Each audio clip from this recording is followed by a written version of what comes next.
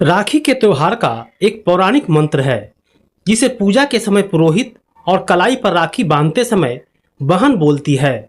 यह मंत्र है, एन बद्धो बलि राजा दानवेंद्रो महाबलः तेन त्वाम प्रतिवदनामी रक्षे माचाल माचालह।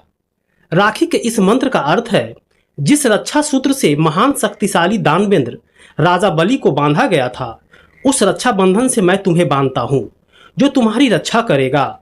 हे रक्षा सूत्र, तुम चलायमान ना हो। धर्मशास्त्र के विद्वानों के अनुसार इसका अर्थ यह है कि रक्षा सूत्र बांधते समय ब्राह्मण या पुरोहित अपने यजमान को कहता है कि जिस रक्षा सूत्र से दानवों के महापराक्रमी राजा बलि धर्म के बंधन में बंध गए थे, अर्थात धर्म में प्रयुक्त किए गए थे, उसी सूत्र से मैं तुम्हें बांधता हूँ, यानी धर्म के लिए प्रतिबद्ध करता हूँ। इसके बाद पुरोहित रक्षा सूत्र से कहता है कि हे रक्षे, तुम स्थिर रहना। इस प्रकार रक्षा सूत्र का उद्देश्य ब्राह्मणों द्वारा अपने यजमानों को धर्म के लिए प्रेरित एवं प्रयुक्त करना है। इस मंत्र से संबंधित कथा वामन पुराण, भविष्य पुराण, विष्णु पुराण में मिलती है। राजा बलि बहुत दानी राजा थे और भगवान विष्णु के अनन्य भक्त भी थे। एक बार उन्होंने यज्ञ का आयोजन किया। इसी दौरान उनकी परीक्षा लेने के लिए भगवान विष्णु वामन अवतार लेकर आए और दान में राजा बलि से 3 पग भूमि देने के लिए कहा, लेकिन उन्होंने 2 पग में ही पूरी पृथ्वी और आकाश नाप लिया। इस पर राजा बलि समझ गए कि भगवान उनकी परीक्षा ले रहे हैं। तीसरे पग के लिए उन्होंने भगवान का पग अपने सिर पर रखवा दिया।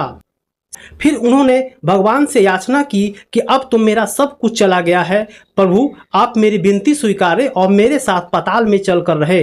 भगवान ने भक्त की बात मान ली और बैकुंठ छोड़कर पाताल चले गए। उधर देवी लक्ष्मी परेशान हो गई। फिर उन्होंने लीला रची और गरीब महिला बनकर राजा बलि के सामने पहुंची। राजा बलि ने महिला का गरीबी देखकर उन्हें अपने महल में रख लिया और बहन की तरह उनकी देखभाल करने लगा। सावन पूर्णिमा के दिन देवी लक्ष्मी ने, जो एक गरीब महिला के रूप में थी, राजा बलि की कलाई में एक कच्चा धागा बांध दिया। राजा बलि ने महिला से कहा कि आपने बहन के तौर पर मेरी कलाई में यह रक्षा सूत्र बांधा है, तो मैं आपको कुछ देना चाहता हूँ।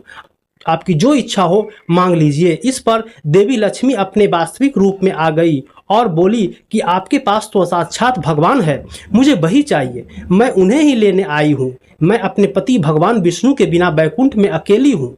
महिला की सच्चाई जानने के बाद भी राजा बलि धर्म के पथ पर कायम रहे और वचन के अनुसार राजा बलि ने भगवान विष्णु को माता लक्ष्मी के साथ जाने दिया। जाते समय भगवान विष्णु ने राजा बलि को वरदान दिया कि वह हर साल 4 महीने पाताल में ही निवास करेंगे। यह 4 महीना चतुर्मास के रूप में जाना जाता है, जो देवसैनी एकादशी से लेकर देव उठानी एकादशी तक होता है।